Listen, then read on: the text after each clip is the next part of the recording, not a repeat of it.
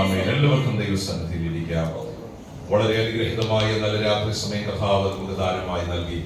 സന്തോഷത്തോടും ദൈവം നൽകിയ ആത്മീയ ബലത്തോടും ഇന്ന് രാത്രിയിലെ കർത്താവിന്റെ സന്നിധിയില് ഈ പ്രാർത്ഥനയിൽ ഒരുമിച്ച് സംബന്ധിപ്പാൻ കർത്താവ് നമ്മുടെ ജീവിതത്തിൽ ഒരുക്കി തരുന്ന നല്ല അവസരങ്ങൾക്കായി സ്തോത്രം. രാത്രി ആത്മീയ ശുശ്രൂഷയിൽ സംബന്ധിക്കുന്ന എല്ലാ വിലപ്പെട്ട ദൈവമക്കൾക്കും കർത്താവായ യേശു ക്രിസ്തുവിന്റെ നാമത്തിലുള്ള സ്നേഹവന്ദനം അറിയിക്കുന്നു. എല്ലാവരെയും കർത്താവ് ഐശ്വര്യമായി അനുഗ്രഹിക്കുമാറാകട്ടെ.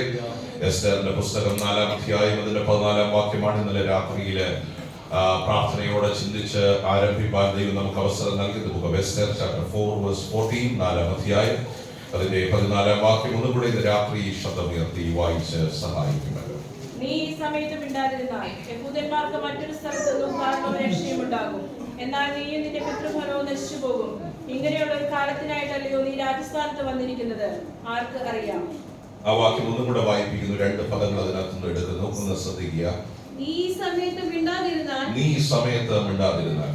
യഹൂദന്മാർക്ക് മറ്റൊരു സ്ഥലത്ത് നിന്ന് ഉദ്ധാരണവും രക്ഷയും ഉണ്ടാകും. എന്നാൽ നീയും നിന്റെ പിതൃഭവനവും നശിച്ചു പോകും. ഇങ്ങനെയുള്ള ഒരു കാലത്തിനായിട്ടല്ലയോ, അടുത്ത വാക്ക്, ഇങ്ങനെ ഒരു കാലത്തിനായിട്ടല്ലയോ നീ രാജസ്ഥാനത്ത് വന്നിരിക്കുന്നത്? ദൈവത്തിന്റെ സ്തോത്രം. ഈ സമയം എന്ന് പറഞ്ഞു തുടങ്ങിയ വാക്യത്തിൽ ഇങ്ങനെ ഒരു കാലം, ഈ 2 പദങ്ങളാണ് പരിശുദ്ധാത്മാവ് ആ വാക്യത്തിൽ രേഖപ്പെടുന്നത്. ഇന്നലെ രാത്രി നമ്മൾ ചിന്തിച്ചത് ദൈവജനത്തെ ആത്മീകമായി മടക്കി വരുത്തുവാനുള്ള ദൈവത്തിന്റെ പദ്ധതിയെ കുറിച്ചായിരുന്നു. ഇന്നലെ രാത്രി മുഴുവൻ നമ്മൾ ചിന്തിച്ചത് 3 അഭിഷക്തന്മാരിലൂടെ പ്രവാസത്തിലേക്ക് കടന്നുപോയ ജനത്തെ മടക്കി വരുത്തുവാൻ ദൈവം തീരുമാനിച്ചു.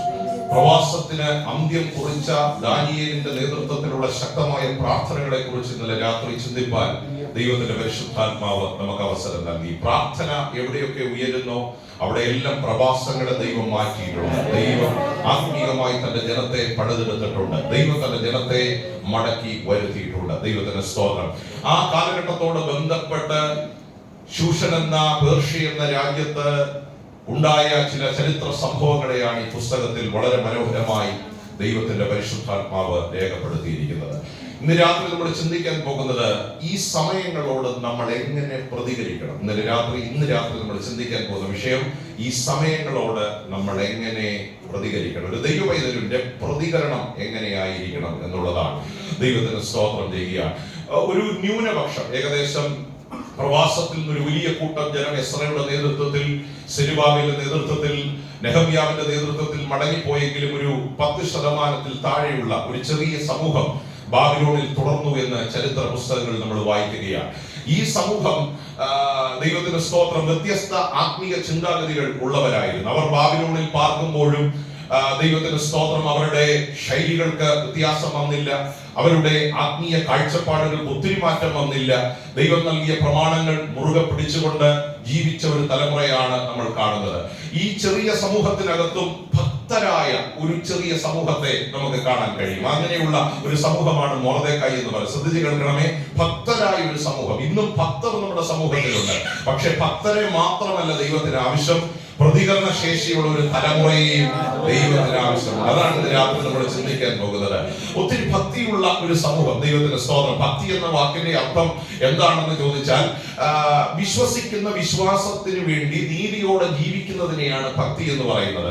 പിടിച്ച വിശ്വാസത്തിന് വേണ്ടി നീതിയോടെ ജീവിക്കുന്ന ഒരു തലമുറയെ വിളിക്കുന്ന പേരാണ് ഭക്തർ എന്ന പേര്. അത് പെന്തക്കോസ്ത് സമൂഹത്തിൽ മാത്രമല്ല, എല്ലാ സമൂഹത്തിലും ഭക്തരുണ്ട്. ഹൈന്ദവരുടെ ഭക്തരുണ്ട്, മുസ്ലിംസിന്റെ ഇടയിൽ ഭക്തരുണ്ട്, ക്രിസ്ത്യാനികളുടെ വിവിധ സമൂഹങ്ങളിൽ ഭക്തരുണ്ട്. നിങ്ങൾ ശ്രദ്ധിക്കണം, പെന്തക്കോസ്ത് സമൂഹങ്ങളിൽ മാത്രമല്ല ഭക്തരുള്ളത്, മറിച്ച് എല്ലാ സമൂഹങ്ങളിലും ഭക്തരുണ്ട്. ഈ ഭക്തി എന്നൊരു വാക്കിന്റെ അർത്ഥം അവർ പിടിച്ച വിശ്വാസം, അവർ പിടിച്ച കാഴ്ചപ്പാടുകളോട് നീതി പുലർത്തി ജീവിക്കുന്ന സമൂഹത്തിനെയാണ് ഭക്തർ എന്ന് പറയുന്നത്. ദൈവത്തിന്റെ സ്തോത്രം. അവരുടെ മതം എന്ന് പഠിപ്പിക്കുന്നു, അവരുടെ വേദഗ്രന്ഥങ്ങൾ എന്ന് പഠിപ്പിക്കുന്നു, അതിനോട് നീതി പുലർത്തി ഉപവസിക്കേണ്ട സമയത്ത് ഉപവസിച്ച്, പ്രാർത്ഥിക്കേണ്ട സമയത്ത് പ്രാർത്ഥിച്ച്, അവരുടെ മതഗ്രന്ഥം ഏത് ഭക്തിയോടെ ജീവിക്കണമെന്ന് ഉപദേശിക്കുന്നു, അതിൻ പ്രകാരം ജീവിക്കുന്ന ഒരു വ്യക്തിയെ വിളിക്കുന്ന പേരാണ് ഭക്തൻ എന്ന് പറയുന്നത്. ദൈവത്തിന്റെ സ്തോത്രം. അപ്പോൾ നമ്മുടെ സമൂഹത്തിൽ മാത്രമല്ല ഭക്തരുള്ളത്, എല്ലാ സമൂഹത്തിലും ഭക്തരുണ്ട്. പക്ഷെ ഇന്ന് രാത്രി ശ്രദ്ധിക്കണം, ഭക്തരെ മാത്രമല്ല ദൈവത്തിന് ആവശ്യം, പ്രതികരണ ശേഷിയുള്ള ഒരു തലമുറയെ ദൈവത്തിന് ആവശ്യമുണ്ട്. നിന്റെ വാ വിസ്താരത്തിൽ തുറക്ക, ഞാൻ അതിനെ നിറയ്ക്കുമെന്ന് കൽപ്പിച്ച ദൈവത്തിന്റെ ശക്തിയേറിയ പ്രമാണം വിശ്വസിച്ച് ആ നിറവ് ഏറ്റെടുക്കാൻ മനസ്സുള്ള ചിലരെ ദൈവത്തിന് ആവശ്യമുണ്ട്. ഞാൻ എപ്പോഴും പറയുന്ന ഒരു കാര്യമാണ്, ഒരു വ്യക്തിയെ നിറയ്ക്കണമെന്ന് ദൈവം ആഗ്രഹിക്കുന്നുണ്ട്. പക്ഷേ ആ നിറവിന് ദൈവം ഉപയോഗിക്കുന്ന ആയുധം നാവാണ്. നമ്മൾ പാടിയപ്പോഴും നമ്മൾ പ്രാർത്ഥിച്ച ഒരു കാര്യം, ഞങ്ങളെ നിറയ്ക്കണമെന്ന, എല്ലാവരുടെയും ആഗ്രഹം ഞങ്ങളെ നിറയ്ക്കണമെന്ന. ഈ ഉപവാസത്തിൽ ഈ ഏതൊരു വ്യക്തിയും പ്രാർത്ഥിക്കുന്നത് ഞങ്ങളെ നിറയ്ക്കണമെന്ന. പക്ഷേ നിറവിന്റെ ആയുധം നാവാണ്. അതുകൊണ്ടാണ് വചനം പറയുന്നത്, നിന്റെ വാ വിസ്താരത്തിൽ തുറക്കാൻ ഞാൻ അതിനെ. നിറവിന്റെ അടിസ്ഥാനം എന്ന് പറയുന്നത് നാവാണ്. നാവ് കൊണ്ടാണ് നമ്മൾ പ്രതികരിക്കുന്നത്, നാവ് കൊണ്ടാണ് നമ്മൾ സംസാരിക്കുന്നത്, നാവ് കൊണ്ടാണ് നമ്മൾ പിറുപിറുക്കുന്നത്, ആ നാവ് കൊണ്ടാണ് ആകുന്ന വാക്കുകൾ പറയുന്നത്, നാവ് കൊണ്ടാണ് ആകാത്ത വാക്കുകൾ പറയുന്നത്. ദൈവത്തിന് സ്തോത്രം. ഒരു മനുഷ്യന്റെ പ്രതികരണ ശേഷി ഉൾപ്പെട്ടിരിക്കുന്നത് നാവിന്മേലാണ്. ദൈവത്തിന് സ്തോത്രം ചെയ്യുക. ഇന്ന് രാത്രി ദൈവമക്കൾ ശ്രദ്ധിച്ചു കേൾക്കണം. സാഹചര്യങ്ങളോട് ഒരു ദൈവ പൈതൽ എങ്ങനെ പ്രതികരിക്കണമെന്ന് നമ്മളെ നന്നായി പഠിപ്പിക്കുന്ന ഒരു പുസ്തകമാണ് എസ്തേറിന്റെ പുസ്തകം എന്ന് പറയുന്നത്. ഈ രണ്ട് പ്രതികരണങ്ങൾ നിങ്ങളുടെ മനസ്സിലേക്ക് ഞാൻ ഒന്ന് കൊണ്ടുവരികയാണ്. അതിന്റെ ഒരു കമ്പാരിസൺ. ഇവര് രണ്ടുപേരും ഭക്തര. ഒന്ന് മൊർദെഖായി, രണ്ട് എസ്തേർ. ഈ രണ്ടുപേരും വളരെ ഭക്തിയിൽ ജീവിച്ചവരാ. ദൈവത്തിന്റെ സ്തോത്രം. ഭക്തിയിൽ ജീവിച്ചവരാ. മൊർദെഖായിയുടെ സാഹചര്യങ്ങളോട് ഒരു പ്രതികരണം ഒന്ന് ചിന്തിച്ച് എസ്തേറിന്റെ പ്രതികരണത്തിലേക്ക് നമുക്ക് വരാം. 4-ാം അധ്യായം അതിന്റെ 14-ാം വാക്യം ഒന്നും കൂടെ ശ്രദ്ധിച്ചു വായിപ്പാൻ ദൈവാത്മാവ് നിയോഗം നൽകി. അതിനകത്തൊരു പദം ഞാൻ നടത്തിയെടുക്കുക. ഒന്ന് വായിച്ച് സഹായിച്ചേ. ഈ സമയത്ത് മിണ്ടാതിരുന്നാൽ യഹൂദന്മാർക്കൊരു മറ്റൊരു സ്ഥലത്ത് നിന്ന് ഉദ്ധാരണവും രക്ഷയും ഉണ്ടാകും. ഒരു ഭക്തന്റെ പ്രതികരണം. നീ സമയത്ത് മിണ്ടാതിരുന്നാലും യഹൂദന് ദൈവത്തിങ്കൽ നിന്ന് രക്ഷ വരും. ഒരു ഭക്തന്റെ പ്രതികരണം. ഒരു ഭക്തന്റെ പ്രതികരണം. ദൈവത്തിങ്കൽ നിന്ന് യഹൂദന് എന്ത് വരും? പറഞ്ഞേ. രക്ഷ വരും. ഇത് ഒന്നാമത്തെ പ്രതികരണം. രണ്ടാമത്തെ പ്രതികരണം 16-ാം വാക്യം അതിന്റെ ലാസ്റ്റ് സെന്റൻസ് ഒന്ന് വായിച്ചേ. 16-ാം വാക്യം അതിന്റെ ലാസ്റ്റ് സെന്റൻസ്. ഞാൻ നശിക്കുന്നെങ്കിൽ നശിക്കട്ടെ. ഹലോ. പിന്നെ ഞാൻ. ഒന്നാമത്തെ പ്രതികരണം.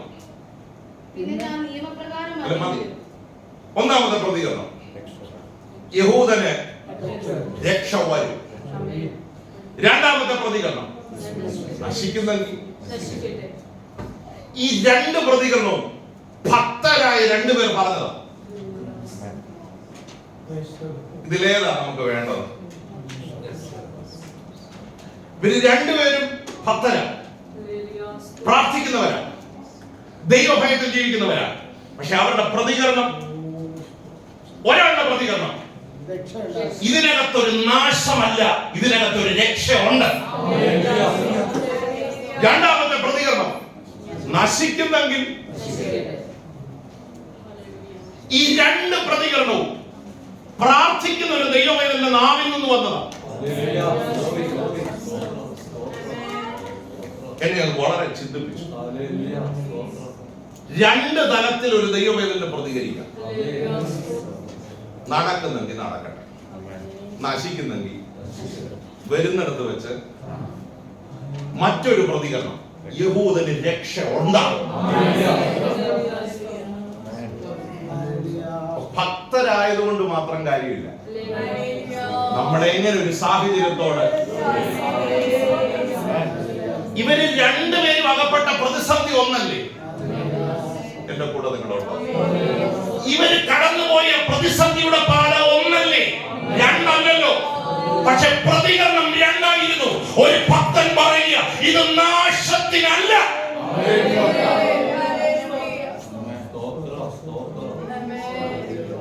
ഇന്ന് രാത്രിയിൽ മൊർദെഖായിയെ പോലെ പ്രതികരിക്കുന്ന ചിലരെ ഇതിനകത്ത് കർത്താവിന് ആവശ്യമുണ്ട്.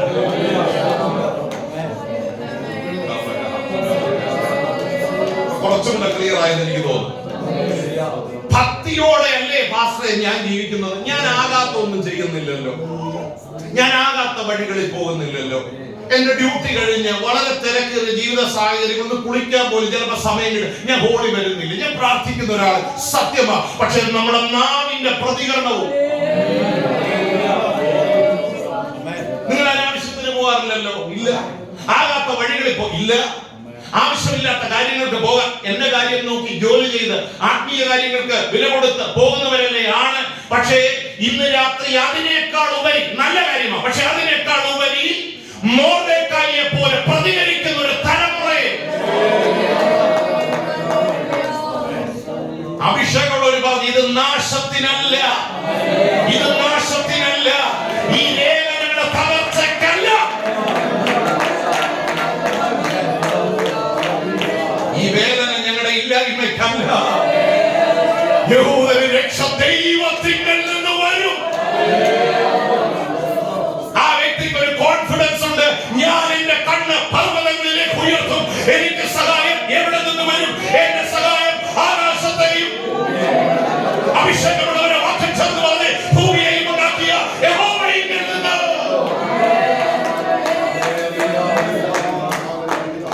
ഹല്ലേലൂയ. ആ കാലഘട്ടത്തിൽ രേഖ എഴുതിയതുപോലെ ഈ രാജ്യത്തും ഒത്തിരി രേഖകൾ ഈ കാലഘട്ടത്തിൽ എഴുതിയിട്ടുണ്ട്. ഈ സമയത്തിന് ഒത്തിരി രേഖകൾ എഴുതിയിട്ടുണ്ട്. പക്ഷെ പ്രാർത്ഥിക്കാൻ നിയോഗമുള്ള ചിലർ ഇതിനകത്തുണ്ടെങ്കിൽ ഇന്ന് രാത്രി പരിശുദ്ധാത്മാവ് ആ ജനത്തോട് വിളിച്ചു പറയുക, ആ രേഖകളെ തിരുത്തി എഴുതുവാൻ അധികാരമുള്ള ഒരു ദൈവത്തിന്റെ കരം ഇന്ന് രാത്രിയും ഇപ്പോൾ ഇതിനകത്ത് വ്യാപരിക്കുന്നുണ്ട്. വിശ്വസിക്കുന്ന ദൈവമക്കളെ, ഞാൻ ഇതിനകത്ത് ദൈവത്തിന്റെ സ്തോത്രം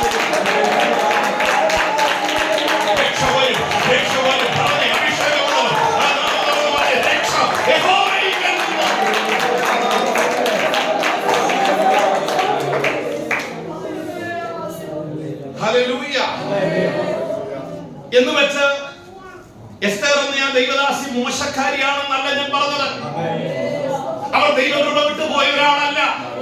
പക്ഷെ മനസ്സിന്റെ എവിടെയോ സാഹചര്യങ്ങളെ വിലയിരുത്തിയപ്പോൾ ദൈവത്തെക്കാൾ വലുതായി സാഹചര്യങ്ങളെ ആ സഹോദരി കണ്ടു. അവർ ഒരു ഭക്തയായ സ്ത്രീയാണ്. അവർ ദൈവത്താൽ മാനിക്കപ്പെട്ട ഒരു സഹോദരിയാണ്. അവർ ദൈവകൃപയിൽ വളർത്തപ്പെട്ട ഒരാളാണ്. പക്ഷെ ഇന്ന് രാത്രി നമ്മുടെ പ്രതികരണം എങ്ങനെയാണ്? വരുന്നിടത്ത് വെച്ച് കാണാമെന്നല്ല, യഹൂദനൊരു രക്ഷയുണ്ട്. ദൈവത്തിൽ നിന്ന് അങ്ങനെ പ്രതികരണ ശേഷിയുള്ള ഒരു തലമുറയെ ഹല്ലേലൂയ, എനിക്കൊരു രക്ഷയുണ്ട്. അഭിഷേകമുള്ളവർ പറഞ്ഞു, എനിക്കൊരു രക്ഷയുണ്ട്, എനിക്കൊരു രക്ഷയുണ്ട്. ഒരു അഭിഷേകം ഈ ഹോളിനകത്ത് വ്യാപരിക്കും. എന്റെ ഭവനത്തിനകത്ത് ഒരു രക്ഷയുടെ വാതിൽ ഉണ്ട്. അതൊരിക്കലും ദൈവം അടച്ചുവിടുകയില്ല. എന്റെ ഭാവിക്ക് ഒരു രക്ഷയുടെ വാതിൽ എന്റെ ദൈവം ഒരുക്കിയിട്ടുണ്ട്.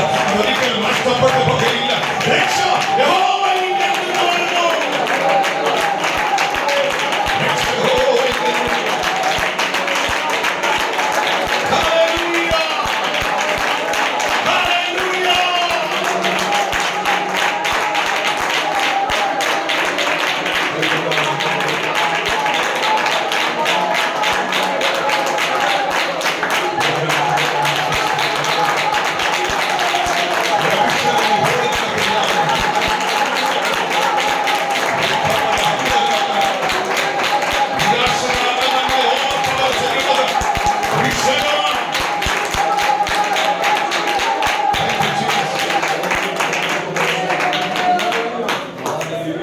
ഹല്ലേലൂയ. രക്തത്താൽ ദൈവമെടുക്കുകയാണ്. കർത്താവ് ആഗ്രഹിക്കുന്നത് അങ്ങനെ പ്രതികരിക്കാൻ മനസ്സുള്ള ജനരെ ഇന്നലെ രാത്രി ഓർപ്പിച്ച പോലെ ഈ കാലഘട്ടത്തിൽ നമ്മളെ ദൈവം ആക്കി വെച്ചിരിക്കുന്നത് ചിലർക്ക് ബലം പകർന്നു കൊടുക്കാൻ. രേഖകളൊക്കെ എഴുതിയിട്ടുണ്ട്. ചിലർക്കെങ്കിലും ഒരു ധൈര്യം പകർന്നു കൊടുക്കാൻ നിങ്ങളെ ദൈവം ഈ കാലഘട്ടത്തിൽ അപ്പോയിന്റ് ചെയ്തിരിക്കുക. നിങ്ങളെ ദൈവം അഭിഷേകം ചെയ്തിരിക്കുക. നാമിന്റെ പ്രതികരണം കൃപയോടെയാകട്ടെ. നിങ്ങളുടെ ദൈവദാസൻ എന്ന ബന്ധത്തിൽ ഒരു അഡ്വൈസ് പോലെ പറയുക, അത് കൃപയുള്ളതാകട്ടെ, ഉപ്പിനാൽ രുചി വരുത്തുന്നതാകട്ടെ. യഹൂദനൊരു രക്ഷയുണ്ട്. എന്റെ അഭിപ്രായം, ഈ മൊർദെഖായിക്ക് ദൈവത്തിലുള്ള കോൺഫിഡൻസ് ഭയങ്കര വിശ്വാസമായിരുന്നു. അതുകൊണ്ടാണ് വാക്ക് പറഞ്ഞത്, യഹൂദന് മറ്റൊരു സ്ഥാനത്ത് നിന്ന് രക്ഷ. ആ സ്ഥാനം ഏതാണെന്നൊരു ഉറപ്പ്. മറ്റൊരു സ്ഥാനം, മറ്റൊരു സ്ഥാനം, അത് ഉയരത്തിലാണ്. ഒരു ഭക്തന്റെ പിടി എവിടാ? അതൊരു ധൈര്യമാണ്. മനസ്സിനകത്ത് ദൈവത്തിന് സ്തോത്രം ചെയ്യും. 4-ാം അധ്യായം 1-ാം വാക്യം ഒന്ന് ശ്രദ്ധിച്ചേ. ഈ മൊർദെഖായിയുടെ അനുഭവങ്ങൾ അവിടെ ഒന്ന് രേഖപ്പെടുത്തി. 4-ാം അധ്യായം 1-ാം വാക്യം ഒന്ന് വായിച്ചേ. സംഭവിച്ചതൊക്കെ അറിഞ്ഞപ്പോൾ മൊർദെഖായി വസ്ത്രം കീറി രട്ടെടുത്ത് വെണ്ണീർ വാരിയിട്ടും കൊണ്ട് പട്ടണത്തിന്റെ നടുവിൽ ചെന്ന് കൈപ്പോടെ അത്യുച്ചത്തിൽ നിലവിളിച്ചു. ഇതിന്റെ സൊല്യൂഷൻ എന്താണെന്നുള്ളത് മൊർദെഖായിക്ക് അറിയാം. സൊല്യൂഷൻ അറിയാതിരിക്കുമ്പോഴാണ് നമ്മള് എല്ലാവരും എന്താവുന്നേ, മനസ്സ് പതറി പോകുന്നത്. പക്ഷെ ഇതിന്റെ സൊല്യൂഷൻ അറിയുന്ന ആള് വസ്ത്രം മാറ്റി രട്ടുടുത്ത് പട്ടണത്തിൽ ചെന്ന് വെണ്ണീറിലിരുന്ന് അത്യന്തം കൈപ്പോടെ അത്യുച്ചത്തിൽ നിലവിളിച്ചു. എങ്ങനെ നിലവിളിച്ചു? ആ വാക്ക അത് ഒന്ന് അടർത്തിയെടുക്കാനാണ്. എങ്ങനെ? നിന്റെ അഭിഷേകം നാവിന്റെ മേലാ.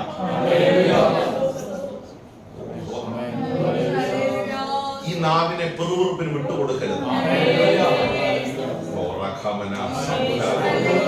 ഈ നാവിനെ അനാവശ്യ വാക്കുകൾക്ക്, സ്റ്റോക്കുകൾക്ക് ഭക്തനായിരിക്കുമ്പോഴും പറയാം അല്ലേ? നമ്മളത് തെളിയിച്ചില്ലേ അല്ലേ? ഭക്തനായി നശിക്കുന്നെങ്കിൽ ഇതൊരു ഭക്തൻ പറയേണ്ട വാക്കല്ല. പെട്ടെന്നൊരു നിരാശയിൽ ഞാൻ ഒരു കാര്യം പറയാം, അതുകൊണ്ടൊന്നും ദൈവം നമ്മുടെ പേര് സ്വർഗത്തിൽ നിന്ന് വെട്ടില്ല. പക്ഷെ അങ്ങനെ പറഞ്ഞുകൊണ്ട് ചിലപ്പോൾ ഒരു നിരാശയുടെ വാക്ക് പറഞ്ഞുകൊണ്ടൊന്നും അടുത്ത ആഴ്ച മെമ്പർഷിപ്പ് എന്ത് ചെയ്യത്തില്ല, സ്വർഗത്തിലെ സ്ഥാനത്തിൽ നിന്ന് വെട്ടുമെന്ന് ഞാൻ വിശ്വസിക്കുന്നില്ല. നാവിന്മേൽ ഒരു അഭിഷേകം വ്യാപരിക്കണം. അതിനാണ് ദൈവം നമ്മെ എല്ലാവരും ചെയ്യണമെന്ന് പറഞ്ഞത്. പക്ഷേ ആ നാവിന്മേൽ ഒന്ന് കൈവച്ചൊന്ന് പ്രാർത്ഥിച്ചു. ദൈവഹിതമല്ല, എല്ലാവരും ചെയ്യണമെന്ന് ഞാൻ പറഞ്ഞത്. പക്ഷേ നിയോഗമുള്ളവരൊന്ന് പ്രാർത്ഥിക്കുക. ദൈവഹിതമല്ലാത്ത, ദൈവത്തെ ദുഃഖിപ്പിക്കുന്ന, ദൈവത്തിന് വേദന വരുത്തുന്ന ഒരു വാക്ക് പോലും എന്റെ നാവിൽ, എന്റെ കൃപ ചോർന്നു പോകുന്ന ഒരു വാക്ക് പോലും എന്റെ നാവിൽ ഉണ്ടാകില്ല. ഈ ഉപവാസത്തിൽ അങ്ങനെ ഒരു വിടുതൽ ഇതാക്കും നടക്കും. നമുക്ക് ലൂസ് ടോക്കുകൾ വേണ്ട, ആകാത്ത വാക്കുകൾ വേണ്ട. നിരാശ വരുമ്പോഴും കെട്ടിച്ചമർത്തി എനിക്കൊരു രക്ഷയുടെ സ്ഥാനമുണ്ട്, എനിക്കൊരു അഭയകേന്ദ്രമുണ്ട്. യഹോവയുടെ നാമം ബലമുള്ള ഗോപുരം, നീതിമാൻ അതിലേക്ക്. ഈ വാക്യങ്ങൾ പറയുന്ന അറിയാവുന്നവരൊക്കെ ചേർന്ന് വിളിച്ചോളാം. നീതിമാൻ അതിലേക്ക് ഓടിച്ചെന്ന്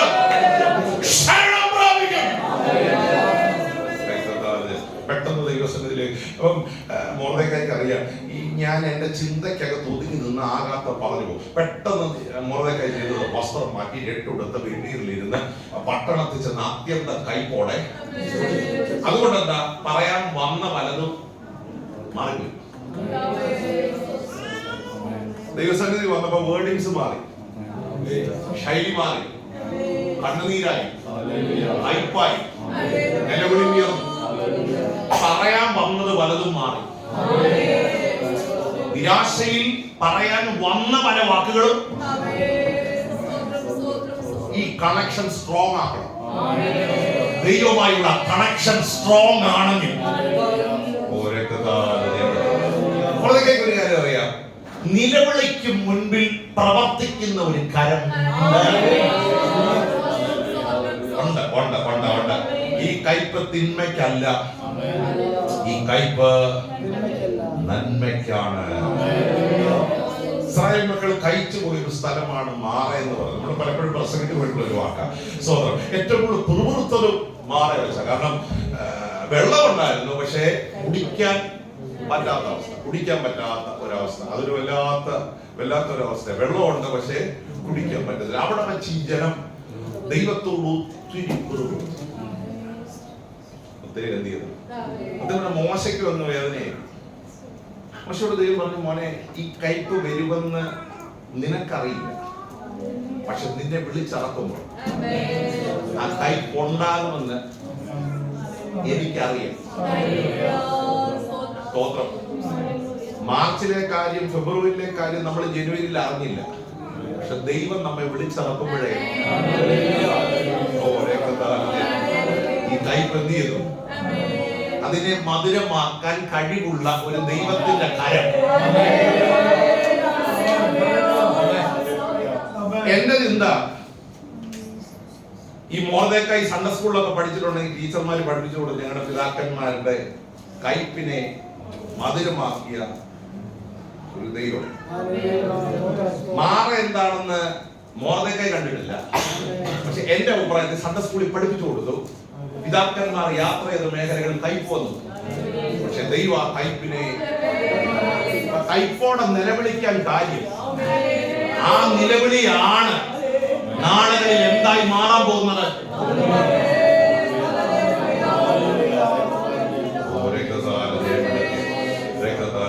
ആ പ്രാർത്ഥനയൊക്കെ ശക്തമായ ഒരു പ്രാർത്ഥനയാണ്, വളരെ ശക്തമായ പ്രാർത്ഥന. രട്ടെടുത്ത് വെണ്ണീരിലിരിക്കുക. ഈ രട്ടെടുത്ത് വെണ്ണീരിലിരിക്കുക എന്ന് പറഞ്ഞാൽ യഹൂദനെ സംബന്ധിച്ചിടത്തോളം ആ ട്രഡീഷണൽ ഡ്രസ്സൊക്കെ മാറ്റി വെച്ച സ്തോത്രം വെണ്ണീരിലിരിക്കുക, ചാരത്തിലിരിക്കുക എന്ന് പറയുമ്പോൾ ദൈവസന്നിധിയിൽ തന്നെ താഴ്ത്തുന്ന ഒരു പ്രക്രിയ. ആ പ്രക്രിയയുടെ പ്രത്യേകത, ദൈവസന്നിധിയിൽ ഞങ്ങളൊന്നുമില്ലെന്നും ഞങ്ങളെ കൊണ്ടൊന്നും കഴിയില്ലെന്നും ഒരു യഹൂദൻ തിരിച്ചറിഞ്ഞ് പ്രാർത്ഥിക്കുന്ന മേഖലയാ വെണ്ണീരിലിരിക്കുക എന്ന് പറയുന്നത്. ചാരം വാരി ദേഹത്തിട്ട് ചാരത്തിനകത്തിരിക്കുമ്പോൾ യഹൂദൻ പറയുക, I കാൻ't do anything on my own. എന്റെ സ്വന്തമായി എന്നെ കൊണ്ടൊന്നും. ആ നിലവിളി സ്വർഗം കേട്ടു, ആ നിലവിളി സ്വർഗം കേട്ടു. പക്ഷെ രേഖ തിരുത്തപ്പെട്ടില്ല. അതുകൊണ്ട് മൊർദെഖായിയുടെ വാക്കുകൾക്കും മാറ്റം വന്നില്ല. മൊർദെഖായി കൈപ്പോടെ നിലവിളിച്ചു. ആ നിലവിളി എല്ലാം ദൈവസന്നിധിയിൽ സ്റ്റോർ ചെയ്തിരിക്കുക. സ്തോത്രം. എന്നിട്ട് എസ്തേറിന്റെ അടുത്ത് എന്ന് പറഞ്ഞു, ഈ സമയത്തിനായിട്ടല്ലോ, ഈ കാലത്തിനായിട്ടല്ലോ ദൈവം നിന്നെ ഈ സ്ഥാനത്ത് ആക്കിയിരിക്കുന്നു. രാജാവിനെ പോയി എന്ത് ചെയ്യണം? എവിടേക്ക്? ഈ എസ്തേറിന് ധൈര്യമില്ലെങ്കിലും മൊർദെഖായിക്ക് അറിയാം, തിരുത്തി എഴുതുന്നത് രാജാവല്ല, രാജാവിന്റെ മുകളിൽ ഉന്നതനും മീതെ ഒരു ഉന്നതൻ, അതിന് മീതെ ഒരു അത്യുന്നതൻ.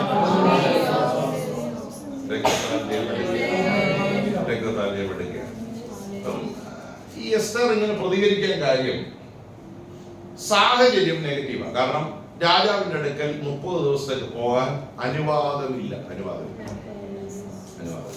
ഇപ്പൊ പറഞ്ഞു സാഹചര്യങ്ങളൊക്കെ വലുത് പറഞ്ഞു, ഇപ്പൊ പോകാൻ പറ്റിയ ഒരു അന്തരീക്ഷം.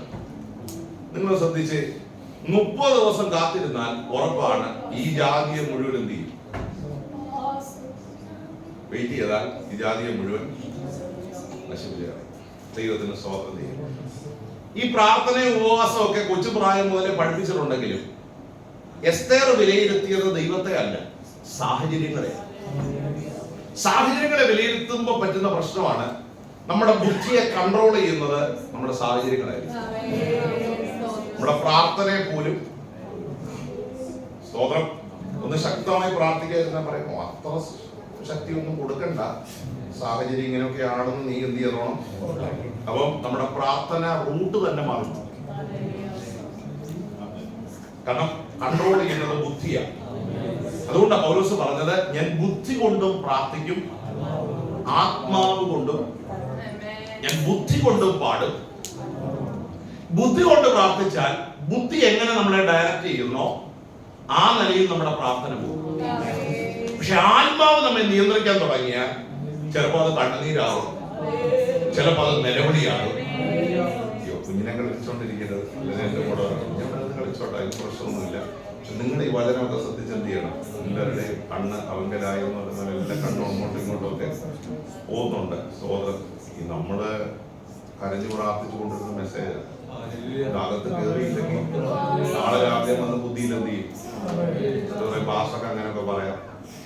ഞങ്ങളുടെ സാഹചര്യം ഭാഷക്ക് എന്ത് ചെയ്യത്തില്ല, അത് ബുദ്ധിയില്ല. അത് ഈ മെസ്സേജ് അകത്തോട്ട് എന്ത് ചെയ്യുന്നില്ല, കേറുന്നില്ല എന്ന് അതിന്റെ അർത്ഥം. ശ്രദ്ധിച്ച് കേൾക്കണം.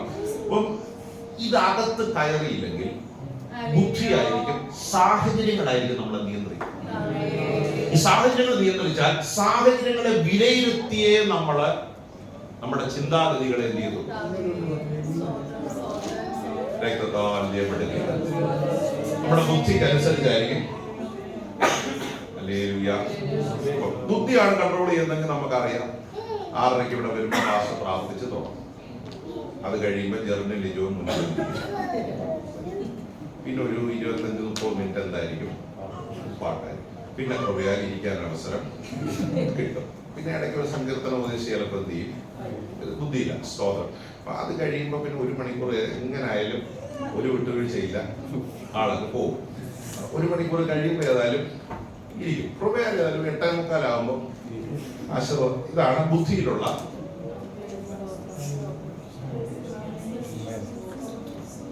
പക്ഷെ ആത്മാവ് ഏറ്റെടുക്കാൻ തുടങ്ങിയാണ് ഇതിന്റെ ഓർഡറൊക്കെ മാറും, ശുശ്രൂഷ ശൈലി മാറും. ബുദ്ധിക്കകത്തിരുന്നുള്ള കുഴപ്പം എപ്പോഴും നമ്മൾ വാച്ച് നോക്കും 8:45. കാരണം നമ്മളെ നിയന്ത്രിക്കുന്ന ഒരു ശക്തിയായിട്ട് അത് നിങ്ങൾ നോക്കണം, ഞാൻ നോക്കിക്കോളാം. അപ്പം ഞാൻ അങ്ങനെ കൃത്യമായിട്ട് നിർത്തുന്ന ഒരാളാണ്. അതുകൊണ്ട് ആരും എന്ത് ചെയ്യണ്ട. ഇത് നമ്മുടെ ബുദ്ധിയിലുള്ള. പക്ഷെ ആത്മാവ് ഒരാളെ നിയന്ത്രിക്കാൻ തുടങ്ങി. ഈ ശുശ്രൂഷയുടെ ഓർഡർ മാറും, ശുശ്രൂഷയുടെ രീതി മാറും, പാട്ടിന്റെ ശൈലി മാറും, വചനത്തിന്റെ ശക്തിയുടെ അളവറ്റ വ്യാപാരം ദൈവജനത്തിനകത്ത്. പിന്നെ ആത്മാവാണ് ഒരു വ്യക്തി എന്ത് ചെയ്യുന്നത്. ആത്മാവ് ഒരുവന്റെ അകത്ത് കയറിയ പറയും, ഈ ആഴ്ച ഞാൻ ആത്മാവിൽ ബലപ്പെടും. അത്യധികമായ പ്രാർത്ഥനയുടെ ആഴത്തിലേക്ക് ഞാൻ ഇറങ്ങും. എന്റെ ദൈവത്തിലുള്ള വിശ്വാസം എന്നിൽ എന്ത് ചെയ്യും.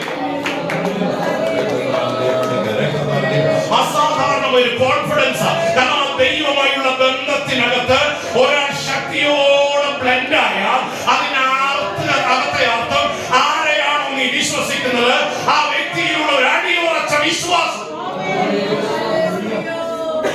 ആ ബോണ്ട് ഒന്ന് സ്ട്രോങ് ആവണേ. സ്ട്രോങ് ആയാൽ എന്റെ അഭിപ്രായം നമ്മുടെ വാക്കുകൾ പോലും മാറും.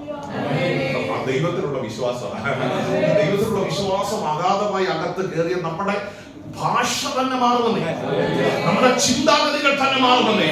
ദിവസങ്ങളിൽ പ്രാർത്ഥിക്കണം, കർത്താവേ ആ സ്ട്രോങ് ബന്ധത്തിലേക്ക് ഉടഞ്ഞു പോകാത്ത, മരണത്താൽ മറയാത്ത മകൻ സ്നേഹ പ്രളയാൽ ബന്ധമാണിത്. യുവകാലം വരെയുള്ള പാട്ടുകാരൻ പാടിയ പോലെ പിരിക്കാൻ കഴിയാത്ത ഒരാത്മബന്ധത്തിനുടമയായി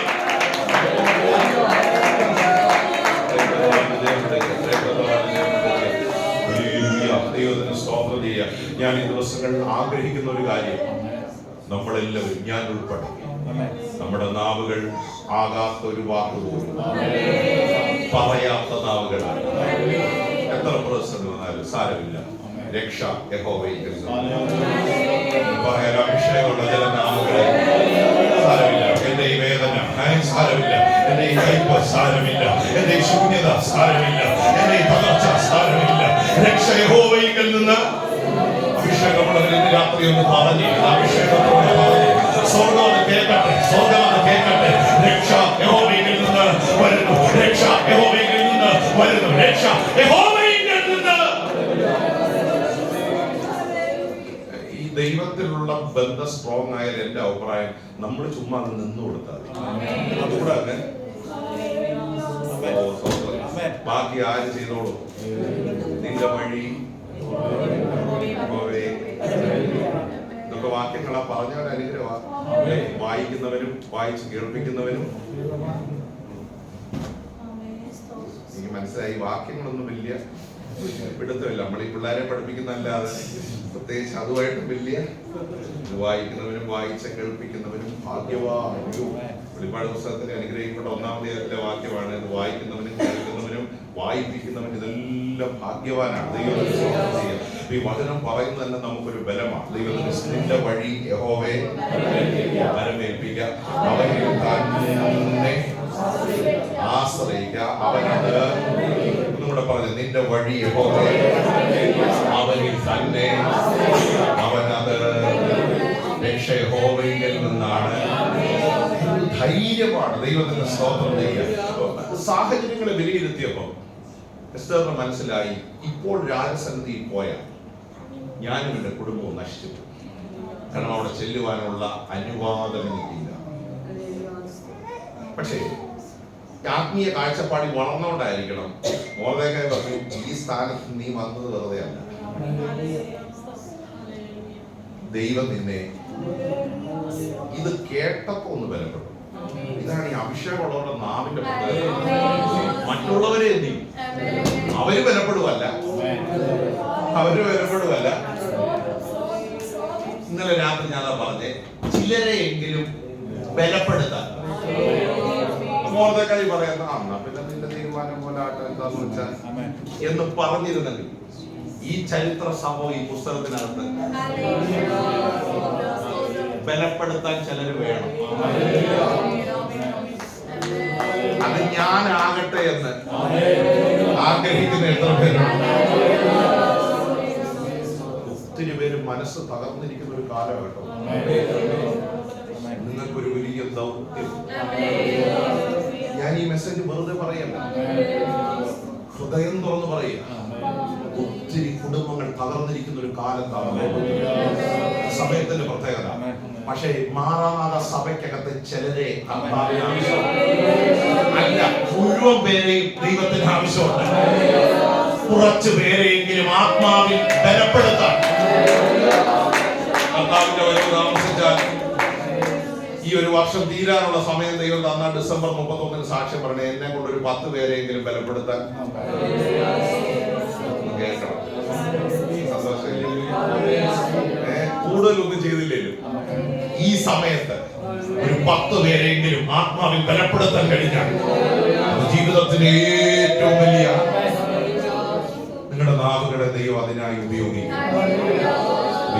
അനേകരെ ശക്തീകരിക്കാൻ ധൈര്യപ്പെടും. ഞാൻ പ്രാർത്ഥിക്കാം, ദൈവം എന്തെങ്കിലും ഒരു വഴി കാണിക്കുമെന്ന് പറയാം. നിയോഗമുള്ള ചിലരെ ഇതിനകത്ത് ദൈവത്തിന് ആവശ്യമുണ്ട്. സത്യം പറഞ്ഞ മോർദെഖായിയുടെ വാക്കുകൾ ഹൃദയത്തിനകത്ത് കുത്തിക്കറികൊണ്ട് എസ്തർ മനസ്സിലായി. സ്തോത്രം. ഇതിനകത്ത് ഒറ്റ മാർഗ്ഗമേ, രാജാവ് കൊഞ്ചൻ കൊല്ലം നീട്ടണമെങ്കിൽ അതിന്റെ പിന്നിൽ ശക്തമായ പ്രാർത്ഥന. സ്തോത്രം. ഇത് അകത്ത് കുത്തിയപ്പം തിരിച്ചുള്ള മെസ്സേജ് എന്താണെന്ന് അറിയാമോ? ഞാനും ബാല്യക്കാർത്തികളും 3 ദിവസം. ഹലോ, മോർദെഖായി ഇതൊന്നും പറഞ്ഞില്ലല്ലോ.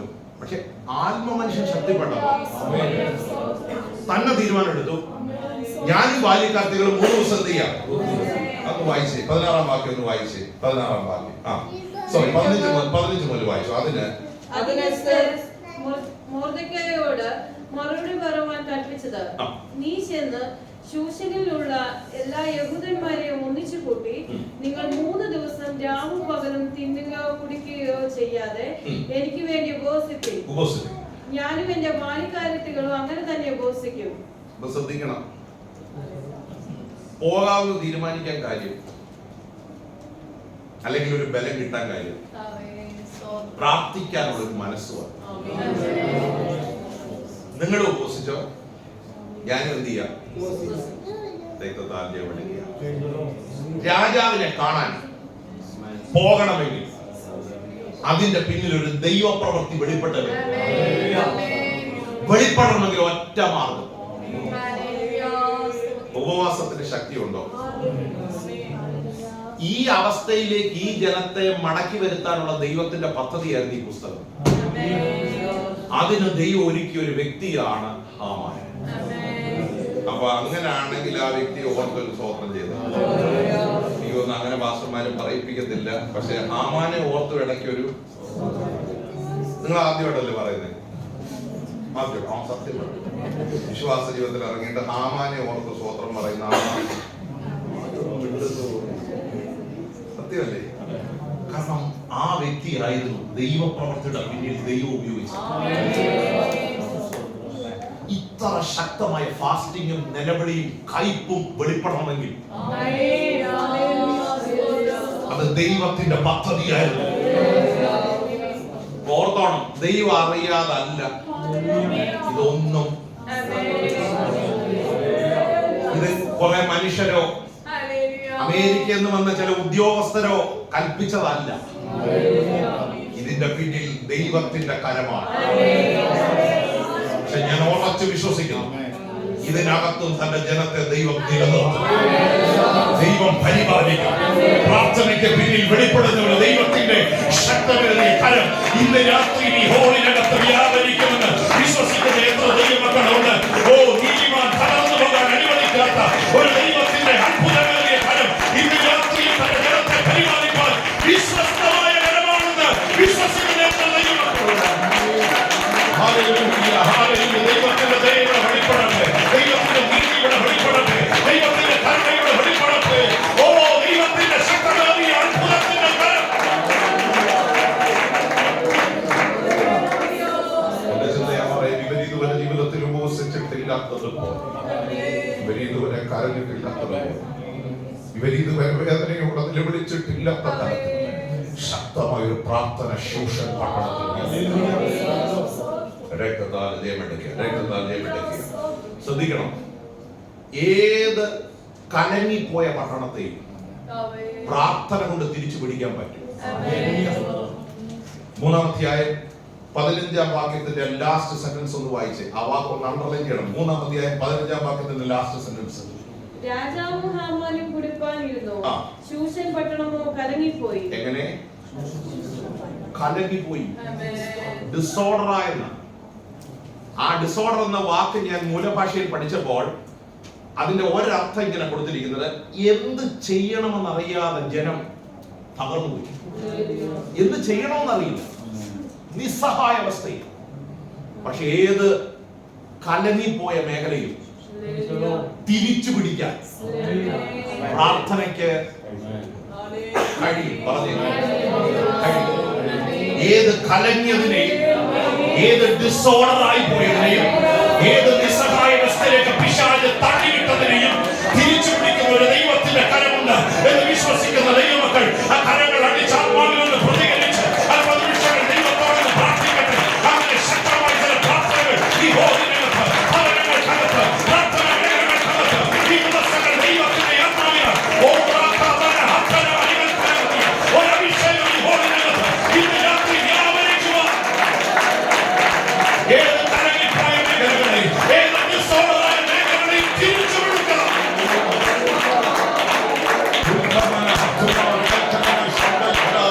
ചിലതിനെ ദൈവം ഉറപ്പിക്കട്ടെ, ചിലതിനെ ദൈവം ശക്തീകരിക്കട്ടെ, ചിലതിനെ ദൈവം ധൈര്യപ്പെടുത്തട്ടെ, ചിലതിനെ ഒരു പുതിയ ദൈവം പകരട്ടെ, ചില നാളുകളെ ദൈവം തുറക്കട്ടെ.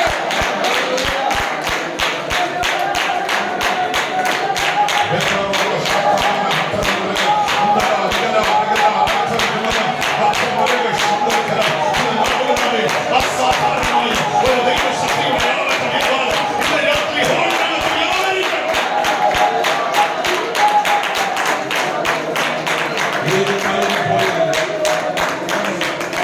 കലങ്ങിപ്പോയതിനെ തിരിച്ചു പിടിക്കാൻ, തിരിച്ചു പിടിക്കാൻ, തിരിച്ചു പിടിക്കാൻ ദൈവത്തിന് കഴിയും. ദൈവത്തിന് കഴിയുമോ? ദൈവത്തിന് കഴിയും. ഏത് നിസ്സഹായ അവസ്ഥകളെ മാറ്റാൻ പ്രാർത്ഥനയുടെ പിന്നിൽ വെളിപ്പെടുന്ന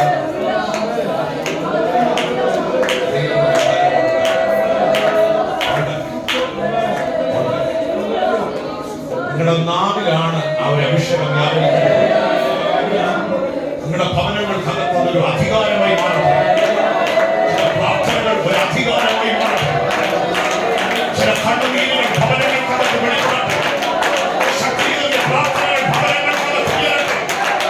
ഹല്ലേലൂയ! പ്രാർത്ഥിക്കുന്ന ഒരു തലമുറയെ പുറത്തു കൊണ്ടുവന്ന ശക്തമായ സന്ദേശമാണ് ഇതിന്.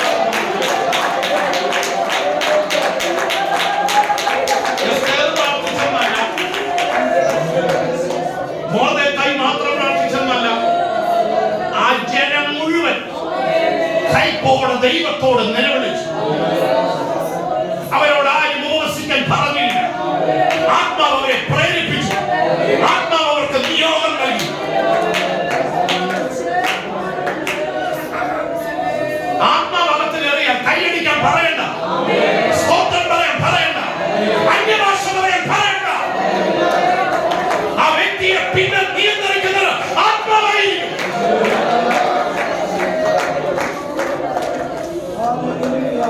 കീബോർഡോ സൗണ്ട് സിസ്റ്റമോ എന്റെ കയ്യിലുള്ള മൈക്കോ ഒന്നുമല്ല ദൈവമക്കളെ നിയന്ത്രിക്കുന്നത് പരിശുദ്ധ ആത്മാവ് തന്നെയാണ്. നിങ്ങൾ വിശ്വസിക്കുന്നുണ്ടോ? ഏത് കരഞ്ഞിപ്പോയതിനെയും തിരിച്ചു പിടിക്കാൻ കഴിയുമെങ്കിൽ ഇതിനകത്ത് വെളിപ്പെടുന്ന പ്രാർത്ഥന നിമിത്തം ഈ ദേശത്തിന്റെ അവസ്ഥയെ മാറ്റാം. കഴിയുന്ന ഒരു ദൈവത്തിന്റെ കരുണയുള്ള കാലം ഇന്ന് രാത്രി ഈ ഹോളിനകത്ത് വ്യാപരിക്കുന്നുണ്ട് എന്ന് വിശ്വസിക്കുന്ന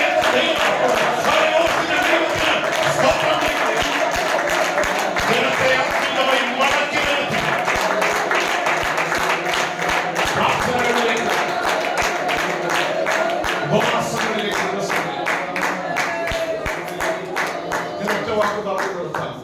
ദൈവം അനുവദിച്ചാൽ അവനെ തുടരാം. എസ്തേർ രാജാവിനെ കാണാൻ പോയി. ഞാൻ സ്കിപ്പ് ചെയ്തതിന് വരുക. പൊഞ്ചക്കോല് നീട്ടി ചോദിച്ചു, രാജ്യത്തിന്റെ പകുതി ആയാലും ഹലോ ഇയാളെ പറഞ്ഞ് നശിക്കുന്നെങ്കിൽ ദൈവം ഒരിക്കൽ വാർത്തം രാജ്യത്തിന്റെ ദൈവത്തിന്റെ എന്റെ അഭിപ്രായത്തിൽ പിന്നെ ഒരിക്കലും എസ്തേർ ആ വാക്ക് പറഞ്ഞിട്ടില്ല. രക്ഷ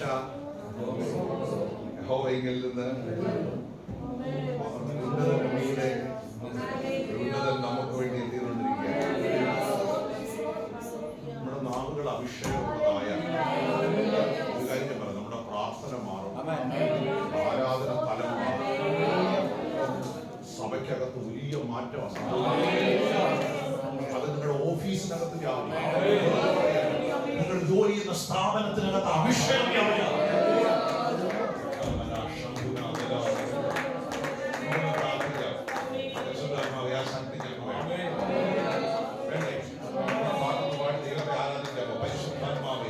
ശക്തി പകർന്ന് അവിടുത്തെ ബലം ഞങ്ങൾക്ക് ആവശ്യമുണ്ട്. നമുക്കൊന്ന് എഴുന്നേറ്റ് ആ വരികളൊന്ന് പാടി ആത്മാവിൽ നമുക്ക് ദൈവത്തോട് ഒന്ന് പ്രതികരിക്കാം. ഞങ്ങൾക്ക് ശക്തിയില്ല, ഞങ്ങൾക്ക് ബലമില്ല കർത്താവേ, ആദ്യത്തെ ശക്തി ഞങ്ങളുടെ മൺപാത്രങ്ങളിൽ ഇന്ന് രാത്രി പകരം നമുക്കൊന്ന് ദൈവസന്നിധിയിൽ എഴുന്നേറ്റ് ആ ചേർന്ന് വരികളൊക്കെ ഒന്ന് പാടി ആത്മാവിൽ അല്പ നിമിഷം ദൈവത്തെ ഒന്ന് സ്തുതിക്കാം. കർത്താവേ, ഒരു കരുത്ത് ഞങ്ങളുടെ മേൽ ഇന്ന് രാത്രി പകരം, അസാധാരണമായ ഒരു ധൈര്യം ദൈവം ഞങ്ങളുടെ മേൽ പകരം, ദൈവമായുള്ള സ്ട്രോങ് ബന്ധത്തിന്